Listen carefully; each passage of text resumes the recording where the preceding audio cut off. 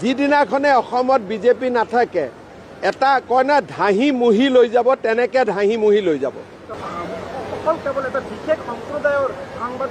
চাওক, এইবিলাক আৰম্ভণি। আমাৰ অসমত এনেকুৱা বহুত ঘটনা দেখিব পাব। বিজেপি আছে বুলি অলপ চম্ভালি আছে, যিদিনাখনে অসমত বিজেপি নাথাকে এটা কয় না ধাহি মুহি লৈ যাব, তেনেকে ধাহি মুহি লৈ যাব। মই ক'লো না, সংবাদ মাধ্যমটোতো সৰু কথা।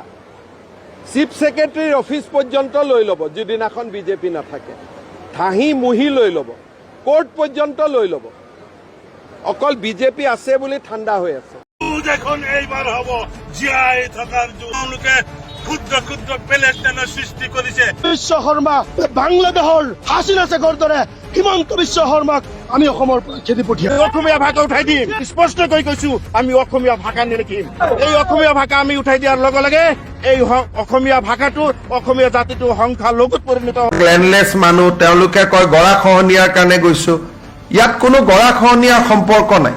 আপোনালোকে চাওক কি ধৰণে আমাৰ অসমীয়া মানুহ আজি কাৰো হাতত ইমান মাটি নাই। অসমীয়া ভাষা উঠাই দিম, স্পষ্টকৈ কৈছো। বাংলাদেশৰ হাছিনা শেখৰ দৰে হিমন্ত বিশ্ব শৰ্মাক আমি অসমৰ পৰা খেদি পঠিয়াম। যুঁজ এখন এইবাৰ হ'ব।